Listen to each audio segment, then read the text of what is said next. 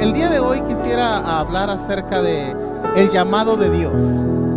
Y con eso en mente quisiera que buscaran en sus Biblias o leyeran conmigo en la pantalla el texto de Isaías capítulo 6, versículo 8, que dice así: Después de esto oí la voz del Señor que decía: ¿a quién enviaré? ¿Y quién irá por nosotros? Entonces respondí yo: heme aquí, envíame a mí. Señor Santo, en nombre de Cristo Jesús, venimos ante ti en esta tarde para pedirte, Padre Celestial, que hables a nuestra vida de una manera especial. Habla a nuestra mente, a nuestro corazón, para comprender tu palabra, para abrazar tu palabra, para vivir tu palabra, Señor, y que nuestra vida, Señor, te glorifique en todo su esplendor.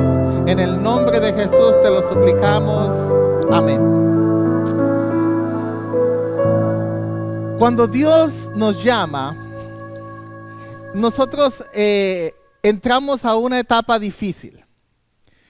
Miren, Dios llama a muchos personajes en la Biblia y todos ellos tienen una lucha para aceptar ese llamado.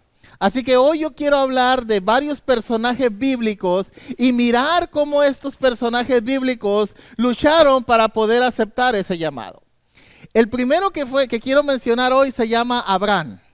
Y Abraham fue llamado cuando tenía 100 años, en el cenit de su juventud.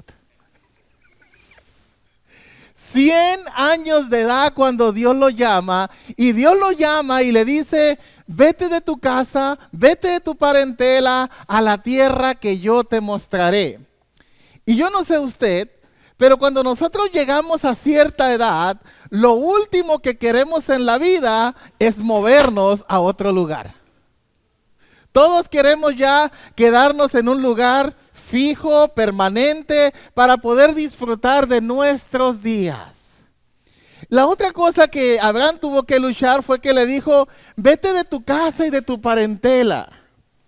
Imagínense nomás, ya no iba a ver a sus familiares. Usted que tiene sus nietos, sus hijos, sus hermanos, sus primos, irse a esa edad de su vida a otro lugar. Y Abraham entonces se encontró con esa gran lucha de tener que verse ante el desafío de tener que abandonar todo y empezar de nuevo en un lugar totalmente desconocido si pretendía aceptar el llamado de Dios. Y Abraham aceptó el llamado de Dios.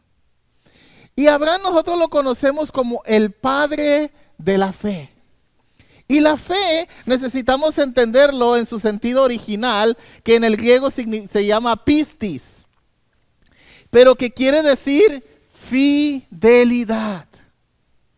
Una persona de fe en el concepto bíblico no es meramente una persona que cree en Dios, porque los demonios creen y tiemblan, sino es una persona que es fiel a Dios, que es obediente a Dios, que está comprometida con Dios, que tiene convicciones de servicio hacia su Hacedor, que está dispuesto a morir si es necesario con tal de agradar a aquel que lo llamó por soldado.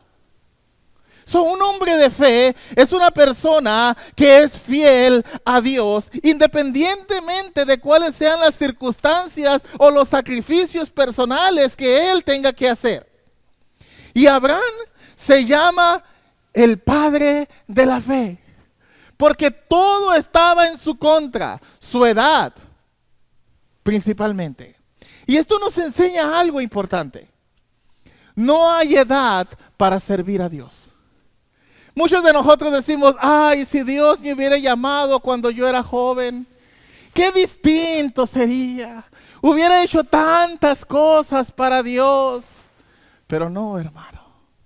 Si Dios te llama hoy en una edad madura, déjame decirte que Dios puede hacer grandes cosas contigo, porque Dios no tiene límites para usar a una persona, aun cuando sea de edad avanzada. Dios puede usarnos a todos. Después de eso, Dios llama a otro hombre, pero más joven que él, un chamaco.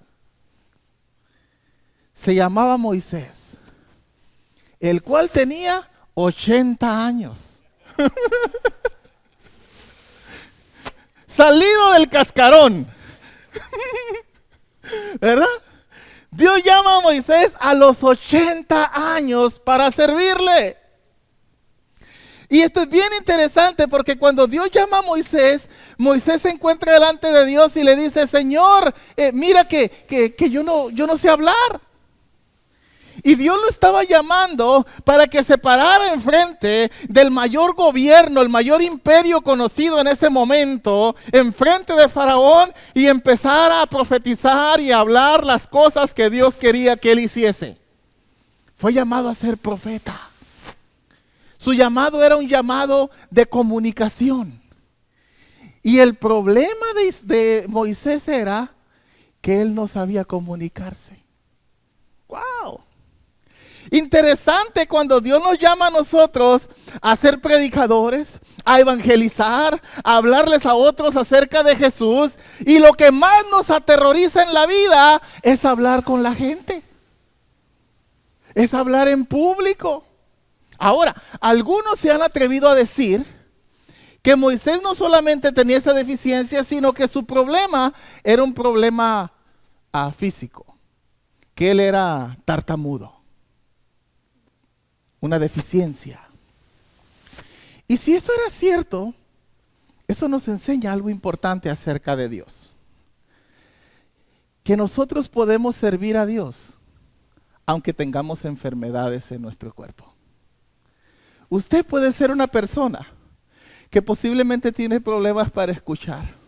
Que si posiblemente usted está atravesando por la diabetes, está atravesando por algún cáncer, está atravesando por alguna enfermedad grave, mortal inclusive.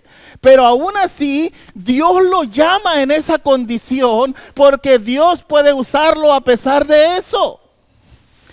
Y Dios usó a Moisés a pesar de esta deficiencia de comunicación y lo convirtió hasta el día de hoy en el mayor profeta del pueblo de Israel. Esa es la forma en que Moisés es visto, como el mayor de todos los profetas, con sus deficiencias, con sus limitaciones.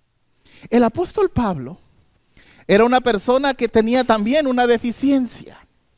Él era miope. Él no podía ver con claridad.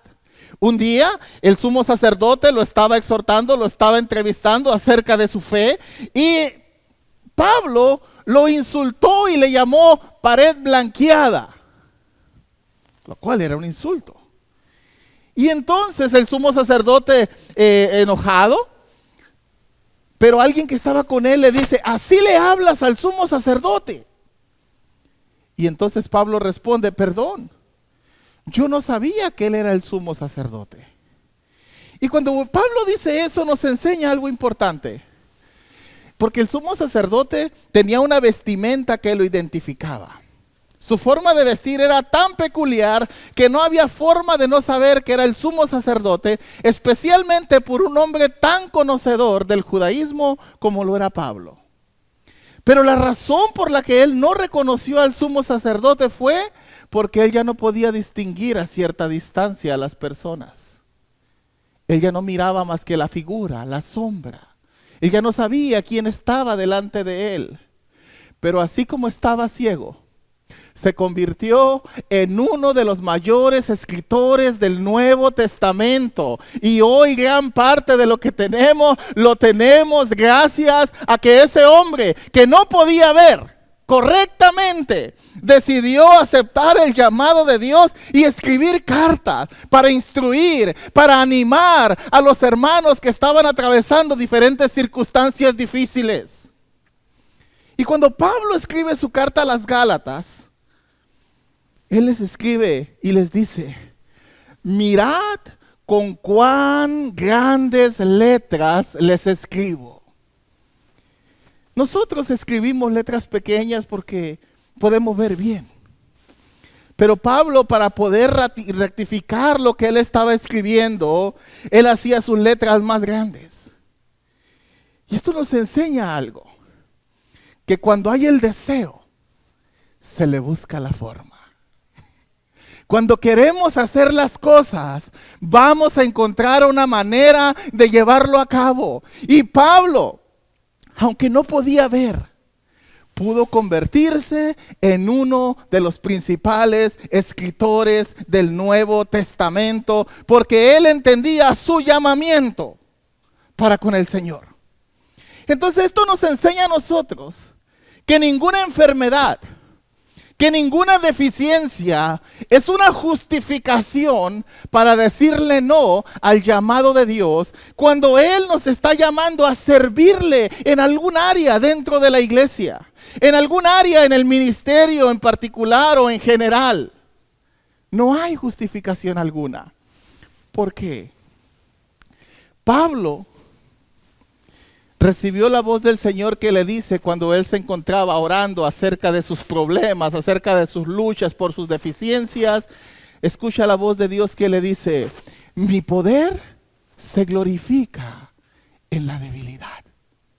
Y cuando tú sirves a Dios, a pesar de que todo está en tu contra, Dios manifiesta más su poder y su gracia. ¿Cuántos de ustedes no han visto hombres y mujeres alrededor del mundo, posiblemente sin brazo, posiblemente sin pierna, posiblemente no pueden ver, posiblemente no pueden caminar, pero tienen grandes ministerios para el Señor y su vida misma ha hecho conversiones masivas? Porque se puede servir a Dios a pesar de estar enfermo, a pesar de tener deficiencias.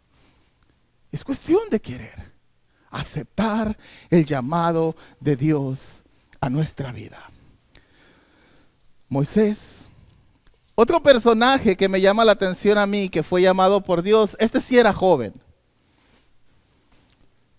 Tenía 16 años. Se llamaba Jeremías. A los 16 años Jeremías es llamado. Ustedes saben lo que Jeremías le dijo a Dios cuando Dios lo llamó. Le dijo: Señor, yo soy un niño. Miren, hermanos, cuando nosotros somos jóvenes, lo primero que nosotros pensamos cuando Dios nos llama es que todos los hermanos más adultos, con más años en la iglesia, con más experiencia, con más conocimiento, nos van a despreciar. Eso es lo primero que nosotros pensamos. Y basado en eso, nosotros a veces nos sentimos tan cohibidos que no queremos servir al Señor porque decimos: bueno, soy muy joven. El viejo dice: oh, si fuera joven serviría al Señor. Y el joven dice: si fuera yo casado, más adulto, podría servir al Señor. Y todas esas cosas, hermanos, son autoengaños. Algunas veces motivados por nuestra propia autoestima, algunas veces motivados por las influencias de las tinieblas, pero ninguna de ellas es justificable. Porque Dios usa tanto a ancianos como a jóvenes. Y Dios llamó a Jeremías teniendo sus 16 años, al igual que llamó a Timoteo, el cual era discípulo de Pablo. Y a los 16 años aproximadamente, Timoteo, fíjense lo que pasó con él, se convirtió en uno de los principales compañeros del campo misionero del apóstol Pablo. Viajando por Europa y por Asia a esa corta edad, abandonando a su abuela, abandonando a su madre, abandonando todas las cosas que él tenía en su juventud para irse a cumplir el trabajo en el campo misionero. Y a los 20 años, Timoteo ya era pastor de una iglesia en Asia, siendo soltero aún.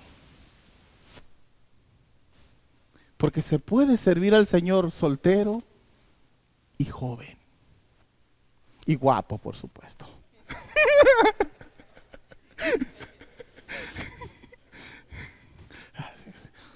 Si no, ¿cómo creen que lo hice?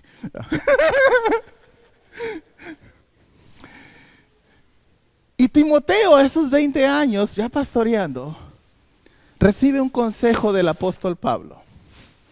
¿Cuál era su consejo? Ninguno tenga en poco tu juventud, pero para que nadie desprecie que eres joven, para que nadie te señale porque eres joven, hay algo que tienes que hacer. Sé ejemplo de fe y de conducta. Huye de las pasiones juveniles. ¡Wow! O sea que podemos servir al Señor, pero hay cosas que tenemos que hacer. Lo primero, tenemos que ser un ejemplo de fe. Esas personas mayores que pueden mirarnos con desprecio necesitan mirar que nosotros somos jóvenes que aman a Dios, que están comprometidos con Dios, que tienen una consagración al Señor. Que miren que somos jóvenes serios con Dios. Y que somos jóvenes tan comprometidos con Dios que no solamente somos un ejemplo de fe, sino que de conducta. Que huimos de las pasiones juveniles. Que pueden mirarnos como jóvenes que tienen un buen testimonio. Que promueven y practican una vida moral agradable delante de los ojos de Dios. Y cuando ellos miran en nosotros como jóvenes, una buena moral, una convicción de nuestra fe, hermanos, estas personas no te van a despreciar por ser joven. Van a glorificar a Dios por tu ministerio. Van a glorificar a Dios porque están mirando que Él tiene un ejército poderoso en la juventud. Dios tiene un llamado especial para los jóvenes. Dice la Biblia que la fuerza de Jehová está en los jóvenes. Es bueno que cuando lleguemos a viejo, si aceptamos el llamado de Dios siendo jóvenes, podamos mirar hacia atrás y recordar todo lo que Dios nos permitió vivir en sus caminos y mirar a nuestros años con contentamiento. El otro personaje a quien Dios llamó, que quiero hacer referencia hoy, es Isaías. Y Isaías, interesantemente, él ya era un profeta cuando Dios lo llamó. Él ya tenía 5 capítulos profetizando. Y eso me recuerda a mí varias cosas. Algunos de ustedes ya sirven en la iglesia en alguna área. Algunos son músicos, algunos son camarógrafos, algunos son diáconos, algunos son ujieres, algunos sirven en cualquier ministerio dentro de la iglesia. Pero Dios quiere que usted sirva en otro ministerio. En un ministerio de mayor compromiso. En un ministerio donde usted va a ser más visible. ¿Y qué es lo que sucede entonces? Usted dice, lo mismo que dijo Isaías cuando Dios lo llama. Dice, ay Señor, ay de mí que soy muerto, porque siendo un hombre de labios inmundos y habitando en un pueblo de labios inmundos, han visto mis ojos al gran rey. Y entonces Dios envía un ángel y este ángel toma un carbón encendido, lo pone en los labios de Isaías y Dios le dice a Isaías, he aquí, limpio tu pecado y quitada es tu culpa. Muchas veces nosotros servimos en un ministerio dentro de la iglesia y Dios quiere que sirvamos en un ministerio mayor, pero nosotros estamos teniendo luchas con algo en nuestro interior, con algún pecado, con alguna debilidad, con alguna situación incómoda. Y decimos, bueno, yo me siento bien sirviendo aquí, recogiendo las mesas, pero ya dirigir el culto, no me siento digno. Yo me siento bien aquí como ujier, pero ya a predicar el miércoles o el viernes o en una célula, no, yo no puedo hacer eso porque yo no soy digno. Yo me siento mal. Y Dios, interesantemente, se encuentra con Isaías en esa condición. Dios quería llevarlo a un nivel superior. Y para que él hiciera eso, Isaías tuvo que decirle a Dios: he aquí, tengo mis labios inmundos. Necesitamos, hermanos y hermanas, venir delante de Dios y presentarle nuestras luchas, nuestras debilidades, nuestras tentaciones y decirle: Señor, yo quiero servirte, pero esto me estorba. Ayúdame a vencerlo. Y cuando hacemos eso, Dios pone su carbón encendido sobre nosotros, nos purifica, nos transforma, nos limpia, nos consagra y entonces nos usa para la gloria, honra y alabanza de su nombre de una manera mayor, de una manera superior, de una manera inesperada, porque Dios es bueno. Pero el que no confiesa su pecado, dice la Biblia, no prosperará. Pero el que lo confiesa y se aparta, a ese Dios bendice. Entonces Dios nos llama a nosotros como ancianos a servirle. Como jóvenes a servirle. Como personas con deficiencias, enfermedades, a servirle. Como personas que ya se han involucrado en la iglesia, pero tienen miedo a involucrarse en el ministerio, Dios nos llama a servirle. Dios nos llama. Y Dios nos llama también a hacer sacrificios personales. Cuando Dios llamó, o cuando Dios escribe este verso, Isaías 6:8, este verso es considerado un verso mesiánico. Un verso donde el que responde, heme aquí, envíame a mí, es Jesús. Y me llama mucho la atención ese pasaje, porque cuando Jesús responde, me recuerda a Filipenses, y nos dice lo siguiente: el cual, siendo en forma de Dios, no consideró ser igual a Dios como cosa que aferrarse, sino que se despojó a sí mismo. Y tomó forma de hombre. Y estando en la condición de hombre, dice la Biblia, murió por nosotros. Por lo cual, Dios lo exaltó.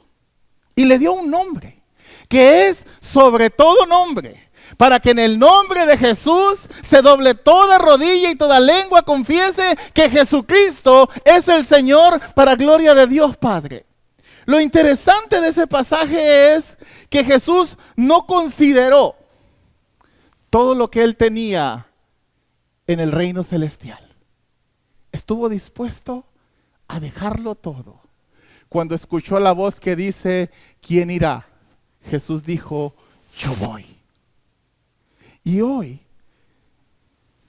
Pablo nos escribe y nos dice: así como Jesús estuvo dispuesto a dejarlo todo, haya en ustedes el mismo sentir que hubo en Cristo Jesús. Estén dispuestos a dejarlo todo y a decir: heme aquí, envíame a mí, yo iré. Y si hacemos eso, el nombre de Jesús, el nombre de nuestro Señor, será glorificado para la gloria, la honra y la alabanza de Dios nuestro Padre.